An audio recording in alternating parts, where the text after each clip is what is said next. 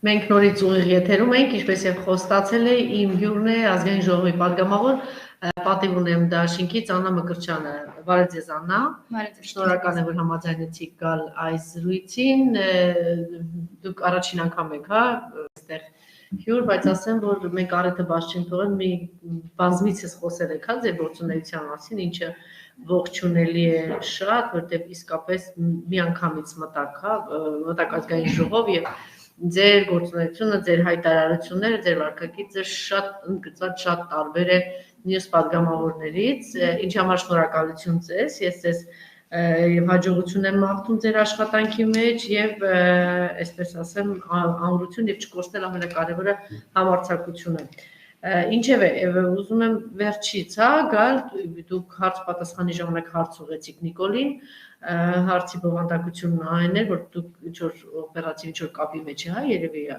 Ալիևի հետ, իրեն բնորոշ պատասխան տվեցինք, հակադարձում էր բավականին ճկուն եւ հետաքրքիր էր, դավաճանության մասին խոսեց, երևի դե պարզ էր, անունը չհնչեցրեց, բայց պարզ էր, որ խոսքը պարոն Վանեցյանի մասին էր, դուք ասեցիք, որ դավաճանության մասին թերևս ամենաճիշտ եւ ամենալավ կխոսի հենց ինքը Նիկոլը։ Կառավարության նիստի ժամանակ կարծես թե ինչ-որ անդրադարձ եղավ, խնդրեմ։ Ցույցվեք այսօր շնորհակալություն հայտնեմ ձեզ Տիկին Թովմասյան հրավերի համար եւ ձեր գնահատականների համար։ Այո, այս անգամվա հարց ու պատասխանը կարծեմ որևէ բանով տարբերվող չեղավ, նույն Նիկոլ Փաշինյանը, նույն անբովանդակ նախադասություններով, որևէ ընդդիմադիր падգամավորի իրեն ուղղված հարցին բովանդակային պատասխան չկար, մարդ ուղղակի մոտենում էր ամբիոնին, փորձելով հերթական անգամ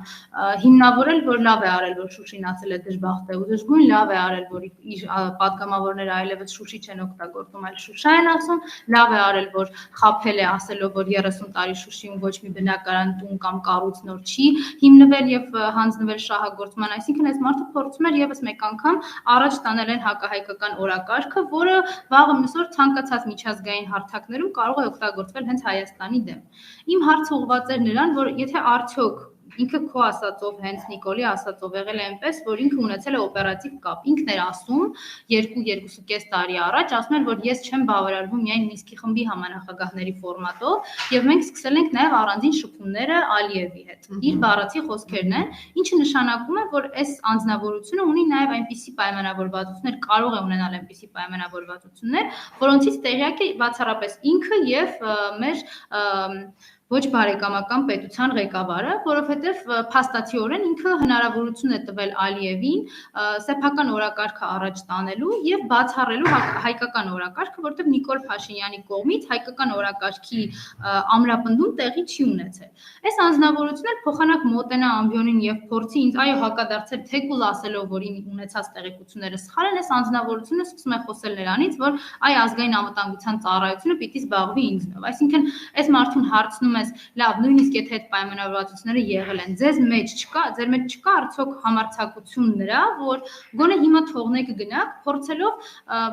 մենք ինքներս կազմակերպենք մեր ինքնապաշտպանությունը, կարողանանք փրկել եւ փրկվել։ Սրա մասին էր ընդհանրապես հարցը, իսկ ես դրան ի պատասխան ստանում եմ սպառնալիքների հերթական շարքը, որ ազգային անվտանգության ծառայությունը ինձնով կզբաղվի։ Սա իհարկե նորություն չէ, որտեղ մեր իրավապահ համակարգը կարծում եմ բազմիցս համոզվել ենք, թե ինչքան Նիկոլը հպատակ է, որքանով է բացառապես ենթարկվում Նիկոլի շահին եւ ցանկություններին, այդ մարդիկ ընդհանրապես մոռացել են օբյեկտիվ քննության նույնիսկ հասկացությունը տեսական, որովհետեւ իրենց համար հիմա կարևոր է թե ինչ կհնչի կառավարության նիստի ժամանակ, խայտառակություն է, որ գործադիր իշխանության ղեկավարը ուղղակի բառացիորեն ազգային անվտանգության ծառայության տնօրենին, ոստիկանապետին հրամայում է կալանավորումներ եւ ձերբակալություններ իրականացնել բոլորի նկատմամբ, բժիշկների, պատվաստվողների, չպատվաստվողների, ինձ падգամավորների նկատմամբ, այսինքն այս մարդիկ ոչ թե քրեադատավարական ընթացակարգերով են այլևս կալանք եւ ձերբակալություն իրականացնում, այլ Նիկոլ Փաշինյանի նկարագրած իրավիճակներով իր ցանկացած մարդկանց մեկուսացնելու համար, որովհետեւ այլևս մեր իրավապահ համակարգը ոչ մի գործառույթ իրավապահ չի իրականացնում, բացառապես բռնող բրիգադա դարձել Նիկոլի ձեռքին։ Սա իհարկե խայտարակություն է եւ ելքը սրա միայն է, որ այս անձնավորությունը պիտի ուղղակի թողնի ու հեռանա, որտեղ մտածել տարբերակ, որ Նիկոլի օրոք մենք կարող ենք պահպանել Հայաստանի Հանրապետության տարածքային ամբողջականությունը, ուղղակի արդեն ուտոպիայի ժանրից է, որովհետեւ այս անձնավորությունը ոչ միայն չի անում ինքը ոչինչ, այլ նաեւ թույլ չի տալիս որևիցե մեկին ինքնակազմակերպել, ուղղակիորեն բացառում է ցանկացած հնարավորությունը խոսել Արցախի մասին մենք արդեն ամբողջությամբ մոռացել ենք, որտեղ իրենք իրենց մեծամասնությամբ ազգային ժողովում այնպես արեցին, որ ընդդիմադիր խմբակցությունների ներկայացրած նախագիծը մերժվի, որ լրացուցիչ անգամ ազգային ժողովում մեկը չհիշատակի Արցախի մասին, իրենք ամեն ինչ անում են, որպեսզի ընդդիմադիր падգամավորները ունենան քիչ ներկայացվածություն, ցանկացած տեսակի բանակցությունների, երկկողմ, բազմակողմ հանդիպումների ժամանակ մենք չունենանք գործուն մասնակցություն, իրենք ամեն ինչ անում են, որպեսզի ազգային ժողովի ընդդիմադիր падգամավորները չկարողանան իրենց կենսագործունեությունը ապահովեն, որովհետև նույնիսկ ամենապրիմիտիվ հանդիպումների առաջարկը եւ քննարկումների առաջարկը գործադիրի կամ պետական կառավարման մարմիններում ընդգրկված այլ պաշտոնյաների հետ ուղղակիորեն արգելակվում է, այսինքն 1 ամիս է անցել այն բանից հետո, երբ երկու խմբակցություններով մենք դիմել էինք ազգային անվտանգության ծառայության տնօրենին հրավիրել, ԱԳՆ-ին հրավիրել, ՊՆ-ին հասկանալու ինչ է կատարվում մեր միջպետական ճանապարհի հետ։ Այս մարդիկ քիչ է որ մեր միջպետական ճանապարհի զավթումը Ադրբեջանի կողմից փորձում են ներկայացնել, ընդհանրապես դե սահմանային բան է, վեճ է, էլի փոքրիկ վեճ է, ինչ սահմանային վեճ, եթե մեր տարածքային ամբողջականությունն ու անվտանգությունը ամբողջությամբ խախտվել է։ Դա քիչ է, մի հատ էլ էս մի ամիսը ասում են, հա կգան ձեր հարցերին կպատասխանեն, ոչ գալու են, ոչ եկել են եւ ոչ էլ գալու են, ակնհայտ է որ հրահանգ չունեն Նիկոլից, պետքա չգալ եւ պետքա ամեն կերպ ընդդիմադիր падգամավորներին, ընդդիմադիր խմբակցություններին մեկուսացնել քաղաքական գործունեությունից, մեկուսացնել պետական իշխանական համակարգից, որովհետև իրենք բնականաբար պատասխանատվությունը չեն ստանձնում ու Նիկոլն էլ ամեն անգամ չի վարանում ասելու, որ այ գիտեք ինչ ես պատերազմի ընթացքում 1 տարի առաջ բոլորին հավաքել եմ արտախորհրդարանականներին, ինչ որ քննարկում եմ արել, չնայած դրան վերաբերյալ բոլոր արտախորհրդարանական ուժերի ղեկավարները, ովքեր այնտեղ են եղել, հայտարարություններ են տարածել եւ ասել են, թե ինչ բնույթի խոսակցություններ է Նիկոլ Փաշինյանը վարել, այնուամենայնիվ ինքը փորձելով խուսափել պատասխանատվությունից, դրա հետ միևնույն ժամանակ արգելակում է բոլոր հնարավոր մասնակիցների մուտքը պետական համակարգ, որպեսզի ամեն ինչ լինի իր պատկերացրածի շրջանակներում։ Մոտավորապես 2 ամիսի արդեն աշխատում եք, հա, ազգային ժողովում, խորհրդարանում, ձեր տպավորությամբ ինչ ոչ է ընտրել իշխանությունը եւ դուք ինչպես եք պատրաստվում, ինչ քայլերով եք պատրաստվում, հակադարձել, շարունակել աշխատել, չգիտեմ ինչ որ դուք ինչ գործելավոճ եք գործել։ Գիտեք, իշխանության ոճը ակնհայտ է, իրենք ինչպես 2018 թվականից այդ ատելությունը, բաժանումը, սևը, սպիտակը, հինը, նախկինը, նորը եւ այլն ամեն ինչ խառնում էին իրար, ընդհանրապես մեկ բանի համար ունենալու բացարձակ իշխանություն, ունենալու այն հնարավոր լծակները, որը ազատ խոսքը կճնշի, իրենք չեն խուսափում անգամ ֆիզիկական բռնություններից, սպառնալիքից, ցանկացած դրսևորում ոչ իրավական իրենց համար նորմալ է եւ ընդունելի եւ այդ ամեն ինչը բնականաբար քողարկվում էր սկզբի ժամանակահատվածում եւ սիրո հանդուրժողականության անվան տակ, հիմա արդեն 1.5 տարի է ինչ պատերազմից հետո, այլևս ասում են, այո, հասկանում եք, որ մենք դավաճան ենք, լավ է որ հասկանում եք, բայց վախեցեք մեզնից, որտեղ չգիտեմ, մենք ԱԱԾ ունենք, ՊՊՑ ունենք, ոստիկանություն ունենք եւ այլն, որտեղ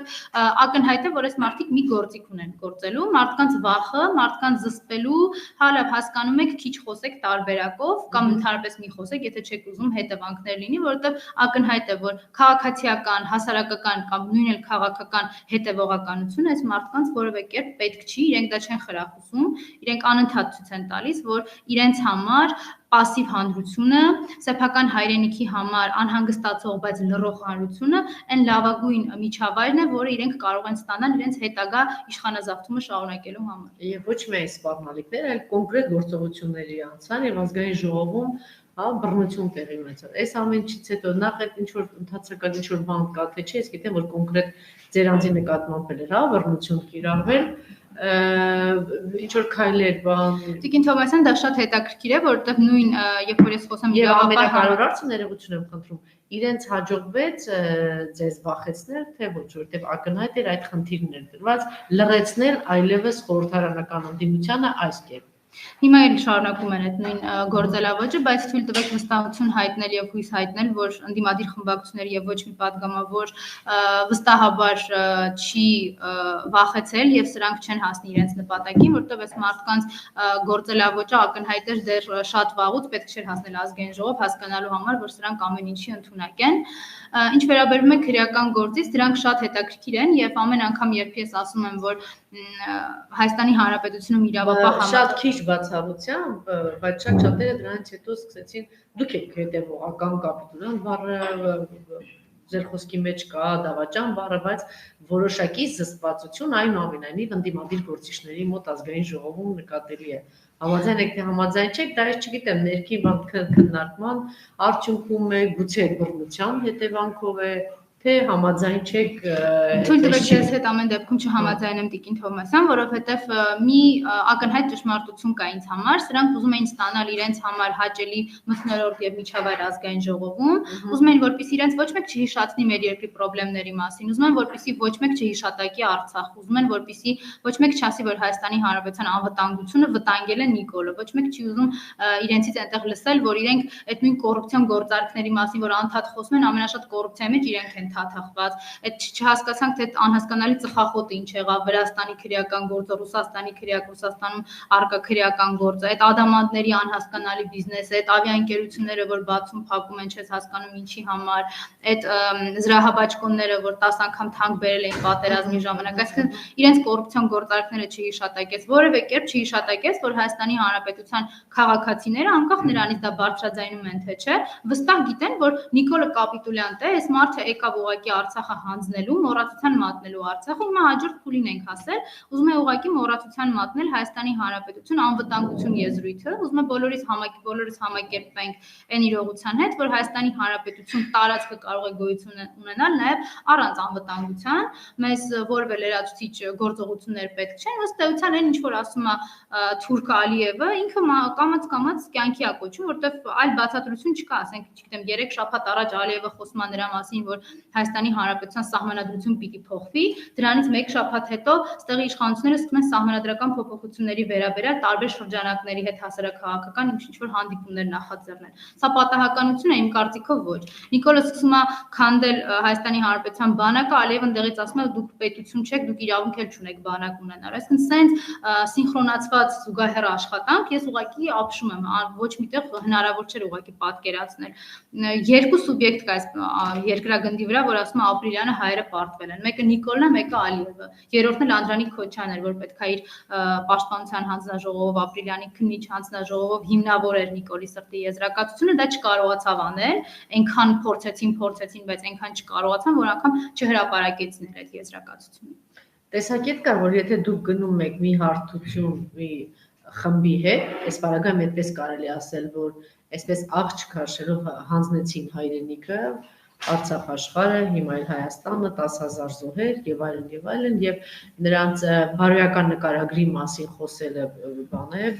абսուրդ է եւ գնալ այդ հարթություն այսպես թե այնպես նույն հարթության մեջ լինելը այսպես թե այնպես պարտություն է համաձայն եք թե ոչ որովհետեւ իրենք կտանեն իրենց հարթություն իսկ այդ հարթությունը դա անբարո մարդկանց հարթություն եւ հայրենիք ծախողների այդտեղ դուք պարտված եք դուք ձեզ պարտված զգում եք թե ոչ եւ համաձայն եք այդ տեսակետի Գիտեք, մասամբ համաձայն չեմ, ինչու, որովհետև եթե կար տարբերակ թողնելու, որպեսզի Նիկոլ Փաշինյանը ստանա իր սրտի ազգային ժողովը, ես դրան կողմնակից չէի։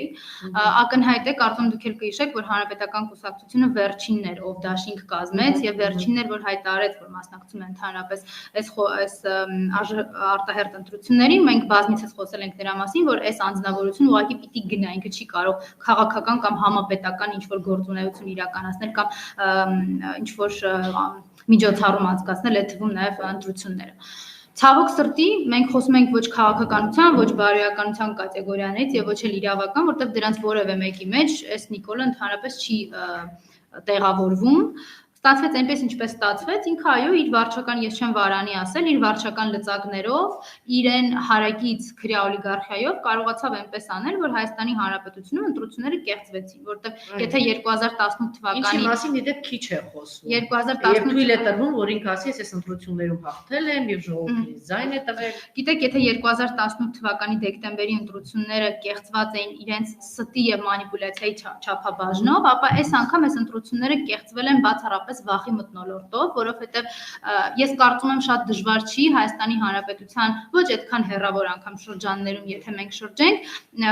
լսել մարդկանց կողմից վկայություններ, թե ինչպես են ասում, որ ոստիկանական մեքենաները կանգնած են եղել ՔՊ շտաբերի մոտ, որպեսզի իրենց բնականon աշխատանքը չխաթարվի, որևէ մեկը քաղաքացիական կամ հասարակական վերահսկողություն չկարողանա իրականացնել այդ շտաբերում կատարվելիքի եւ կատարվողի վերաբերյալ եւ կտեսնեք բազմաթիվ դեպքեր, նույնիսկ սահմանադրական դատան մեր դիմումի մեջ ընտրությունների արդյունքների վիճարկման կային աղաղակող փաստեր են մասին, որ տարբեր իրավապահ համակարգի մարդիկ ընտրություններից 2-3 օր առաջ սկսել էին պրոֆիլակտիկ գործողություններ իրականացնել, պրոֆիլակտիկ զրուցում էին, պրոֆիլակտիկ այցելում էին, հարցնում ենք այս որ ընթացակարգի շրջանակներում, այլ իրավունքի որ ճյուղի մեջ է այս պրոֆիլակտիկան, այդ մարդիկ չեն պատասխանում, ասում ենք լավ կասկածներ ունեք, մի հատ ասեք հասկանանք քրեադատավարական ինչ ձև է այս պրոֆիլակտիկան, բայց չէ, մենք գնացինք 2 ժամ հետո նորից, այսինքն խաթարելով իրական ընդդիմադիր ուժերի գործունեությունը։ Էլ չեմ ասում մարդկանց բնակարանների այցելությունները տարբեր մարդկանց կողմից պարզա իշխանական լծակը ամբողջությամբ ծառայեցրել են հենց Նիկոլի վրա փորձելով իր համար ապահովել ընտրությունների բարեհաճ արդյունքները։ Այո, ինքը կարողացավ ստանալ իր համար մեծամասնություն, բայց ես վստահաբար ուզում եմ ասել, որ ընդդիմադիր հատվածը Նիկոլ Փաշինյանի վերահսկողությունից, իր խմբակում գտնվող որևէ մեկի վերահսկողությունից դուրս է, փոքրիկ հաջողություն է իհարկե, բայց թույլ տվեք ասել, որ այնուամենայնիվ ընդդիմադիր խմբակցությունների, ընդդիմադիր ուժերի եւ անհատների միավորումը մեզ կարող է հասցնել մեր ցանկալի նպատակին։ Նրանք նաեւ ակնհայտ է ձեր հայտարարություններից հետո փորձեցին գործ հարուցել, հա, ձեր հայրիկի նկատմամբ այդ գործի հետ կապված ինչ որ բան ունեք ասելու։ Գիտեք, ակնհայտ ուղղակի Եվ չի հակցնում, եթե ինքը շարունակում է ասել, որ նաեւ դա կտարածվի ձեզ վրա։ Այո, ես կարծում երեք շարաչորվա սպառնալիքները ուղղակի ինձ, որ փաստորեն երկրի գործադիր իշխանության ղեկավարը տառացիորեն ինձ ասում է, եթե իմ հետևողականությունը ինչ որ փուլում կանգ չառնի, ապա ազգային անվտանգության ծառայությունը կզբաղվի ինձնով եւ ինչ որ ակնարկներ է փորձում անել տարբեր քրեական գործերից ակնհայտ ցուցադրելով, որ ինքը տեղյակ է այդ քրեական գործերից, ինքը շատ լավ մասնակից է այդ քրեադատավարական բոլոր process-ներին եւ ինքն է ուղղորդում այդ բոլոր գործընթացները։ Ինչ ասեմ, մանր այդ քինախնդրությունը կարծում եմ նորություն չէ, ես միակ անձը չեմ Հայաստանի Հանրապետությունում տասնյակ հարյուրավոր, եթե չասեմ հազարավոր մարդիկ ենթարկվում են այս կամ այն բռնության տեսակին, վախով, հոգեբանական բռնությամբ, ֆիզիկական բռնությամբ, ես կարծում եմ որևէ մեկը չի մոռացել, որ Քարոզ արշավի ընթացքում Նիկոլի Ախրանան ծեծի էր ենթարկում մարդուն, ով որ իրեն դավաճան էր ասում, թե կապիտուլյանտ, այսինքն ես կարծում եմ այդ կադրերը բոլորս տեսել ենք եւ խոսել նրա մասին, որ այս անձնավորությունը փոխելու է ոճը, որովհետեւ 50%-անոց մեծամասնություն ունի ազգային ժողովում, իհարկե ոչ, իր նպատակը Հայաստանի Հանրապետության սուբյեկտայնության վերացումն է, որը ցավոք սրտի մինչև այս պահը առաջ է տանում։ Դավաճանը դու ես, դավաճանը դուք եք, Արթուր Վանեցյան, Նիկոլ 5 միլիարդի պատմություն։ Եթե ինչ որ բան ունեք ասելուց այդ կապված, կարող եք բացել։ Գիտեք, ամեն անգամ Գիտեք, ամեն անգամ երբ խոսվում է Նիկոլ Փաշինյանի հնարավոր դավադրությունների մասին, ինքը ինչ որ բովանդակազուրկ նախադասություններ է սկսում ասել, տարբեր ինչ որ չգիտեմ, դղյակներից է սկսում խոսալ, տատու։ Հա, ինչ որ անհասկանալի, այս մեկին պաշտոնի եմ դրել, այս մեկին պաշտոնից հանել եմ, ով էր դրա մասին ընդհանրապես խոսում։ Ես անգամ չէի հարց բարձրացնում նրա մասին, թե դուք դավաճան եք, թե չէ, ասում էի, լավ, եթե ինչ որ կաշկանդող տեղեկատվություն կա, եթե 3 տարվա ընթացքում ինչպես որ շատերն են ասում, դուք վերելակում Ալիևին խնդրել եք, որ ինքը ուղղակի չկրակի, որտեղ դուք ներսում պետք է հայերի հարցերը լուծեք։ Հիմա եթե հայերի հարցերը լուծելը ձեր համար կաշկանդող ինֆորմացիա է,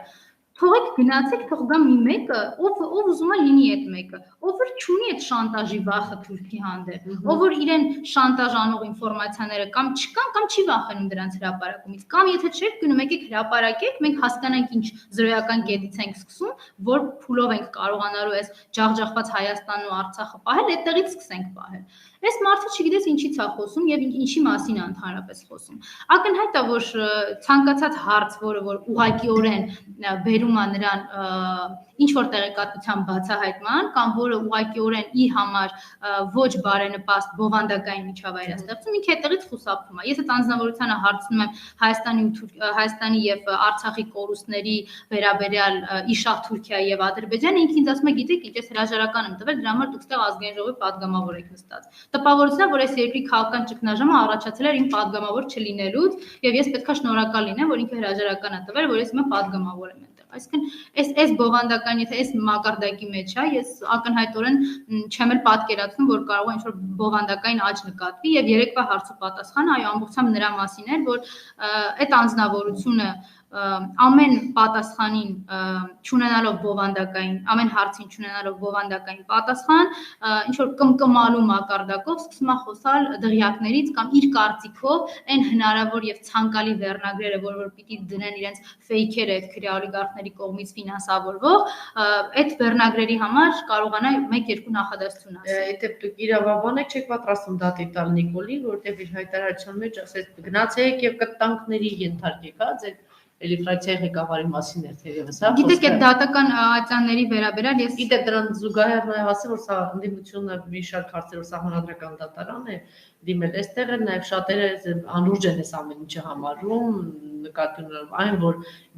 գերխնդիրը շարունակում է մնալ Կապիտոլյան Դավաճանին հեռացնել է եւ մնացած բոլոր հարցերը, այսպես ասած, երկրորդային են։ Իհարկե շարունակում է մնալ սրան վռնդելը, բայց միևնույն ժամանակ մենք պիտի չմոռանանք, թե ինչով են զբաղված սրանք։ Իրենք շարունակում են կառավարությունում եւ օրենսդիր մարմնում իրենց նեղ անձնային շահերով պայմանավորված տարբեր նախագծեր անցկացնել։ Այս պատվաստումների գործընթացից մինչեւ իրենց պարգևավճարներ, այս մարդիկ կանոնակարգում են օրենսդրությամբ եւ եթե իմ խորին համոզմամբ, եթե ազգային ժողովի ընդդիմությունը չդիմի սահմանադրական դատան, ինչու սահմանադրական դատան, որտեղ միակ իրավական լծակը դա է, ապա տպավորություն կարող է ստեղծվել, որ մենք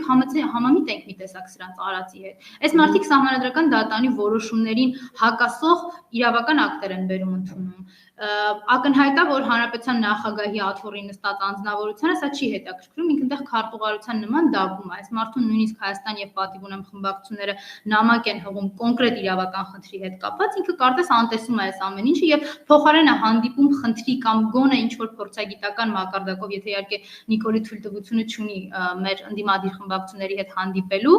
գոնե փորձագիտական մակարդակով հասկանա թե ինչն է խնդիրը, այս մարդը ուղղակի դնում ստորագրում է կամ չի ստորագրում, սպասում է մինչև ժամկետը գա ավտոմատ ուժի մեջ մտնի այդ իրավական ակտը, այսինքն իր վրայից ամբողջությամբ գցում է ցանկացած տեսակի պատասխանատվություն։ Դրա համար այդ մասով կարծում եմ, որ սահմանադրական լծակներ պիտի օգտագործվի սահմանադրական դատարանի,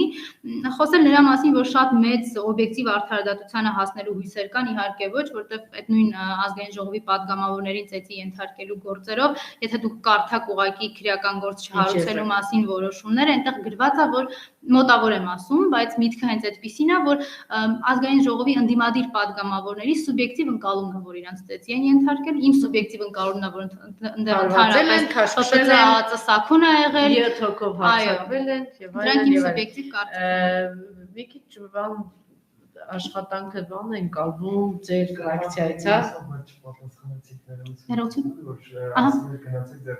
ֆրակցիայի ղեկավարին կտակներին ենթարկեք։ Այդ հարցի պատասխանը Շնորհակալ եմ։ Այդ կտանքների մասով դե այդ անձնավորությունը փաստորեն ցանկացած տեսակի քաղաքական դիսկուրս կտանքների շրջանակներում է պատկերացնում։ Այսինքն երևի ինքը իր թիմը տենց կտանքներով հավաքել է, տենց կտանքներով պահում է, իր մոտ տպավորությունն է, որ ազգային ժողովում մեր ընդդիմադիր ֆրակցիաներում էր ժողովրդավարություն չի գործում, մեկը մյուսին ինչ որ կտանքների մակարդակով է շփումներ իրականացում։ Ես կարծում եմ պարոն Վանեցյանը թե իր պատասխանում շատ հստակ խոսել է նրա մասին, թե ինչպիսի պատկերացում ունի այդ Նիկոլ ընդհանրապես պետական համակարգի մասին եւ ազգային անվտանգության մասին, որտեղ անկեղծ լինեմ ու ասեմ, որ ակնհայտ է, որ ազգային անվտանգության ծառայությունը այլևս միայն ձևական եւ ոչ բովանդակային առումով արտացոլանք ունի, որովհետեւ իրականում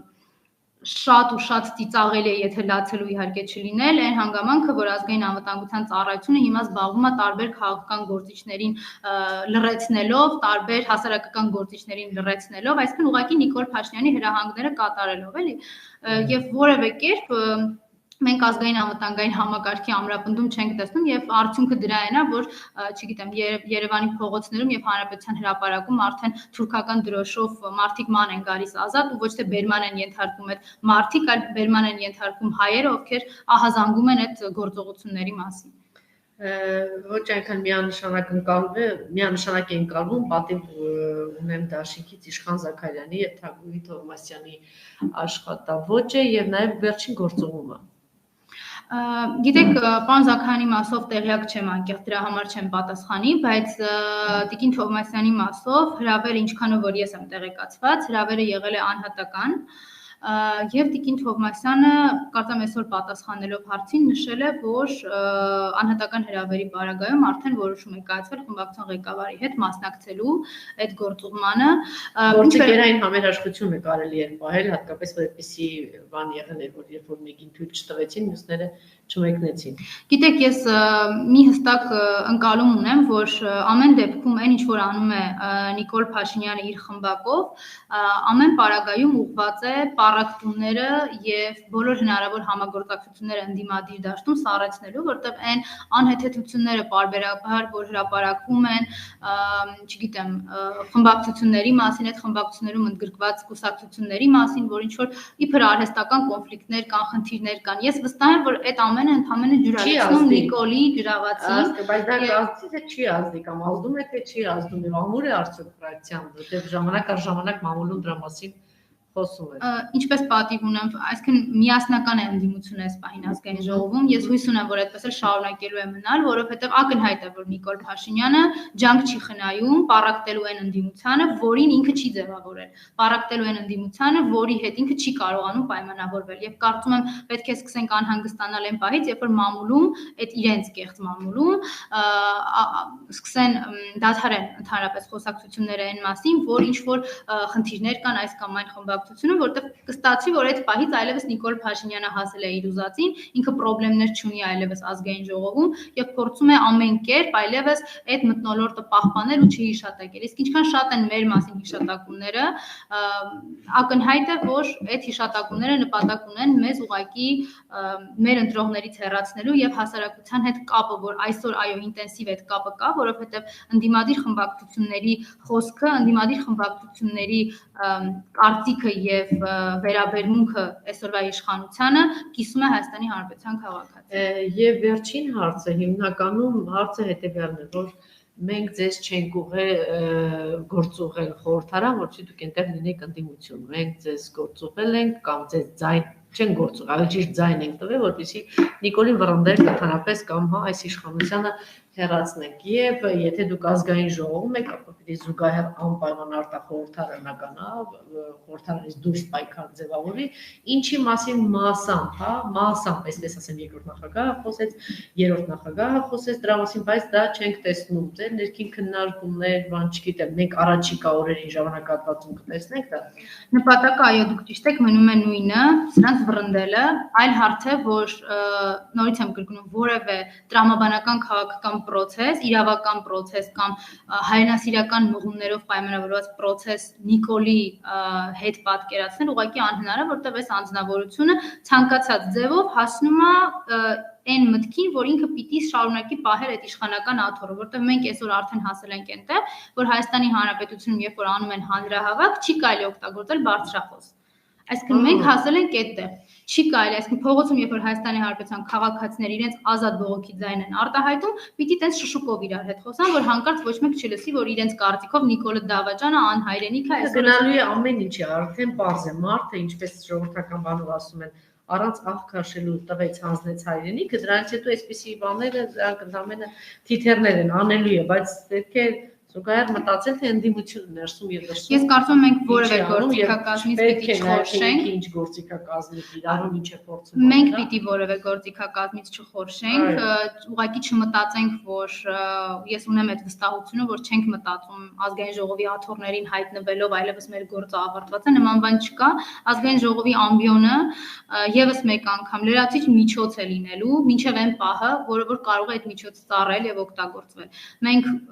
հայրենիքի փրկության շարժման այսօրվա անդիմությունը հայրենիքի փրկության շարժման ակունքներում է եւ հայրենիքի փրկության շարժումը ուղղակիորեն չի դադարել։ Այլ բան է, որ հազարավոր մարդիկ երբ դուրս էին գալիս փողոց, Նիկոլ Փաշինյանը փակվում էր բունկերում ու սպասում էր, որ այդ մարդիկ ուղղակիորեն ցրվեն։ Երբ որ մենք հազարներով դուրս էին գալիս փողոց, ինքը իր ոստիկանական հատուկ բրիգադայներով ցրում էր, ծեծում էր, ջարդում էր, այսինքն այդ անձնավորությունը պատրաստ է եւ հիմա էլ անում է ամեն ինչ դրա համար։ Ես կարծում եմ երրորդ նախագահի տված բանաձևը միակ աշխատող բանաձևն է առ այն, որ միասնականությունն է, որ պետք է մեզ բերի սրանց այս անհայրենիքների վռնդելու, որտեղ եթե մենք ցանկացած պահի փոխեցինք մեր նպատակադրումը, սկսեցինք անձնավորումը կամ իշխանության հասնելու համար անել ինչ-որ գործողություններ, այստեղ էլի Նիկոլ Փաշինյանը հաղթելու է։ Շնորհակալություն։ Ես ասեմ, որ բազմաթիվ ողջուններ են ում ասում եմ որ փոխանցեմ ձեզ, ես կփոխանցեմ այդ բոլոր ողջունները ձեզ, ես մյուս անգամ շատ ավելի բան հարցերով, հա, մենք կզրուցենք, գուցե նաև բանավիճենք, սակայն որ մեր առաջին հանդիպումն էր, ես հնարավորինս թույլ տվեցի, որ դուք արտահայտվեք։ Շնորհակալություն, նորից մեկ անգամ եւս շնորհակալություն ձեր գործունեության համար, որ առաջին իսկ օրերից նկատելի էր։ Շնորհակալություն ձեր համարձակության համար։ Շնորհակալություն, որ հետևում եք մեզ, մի քանի րոպեից մենք նորից կլինենք ուղիղ եթերում։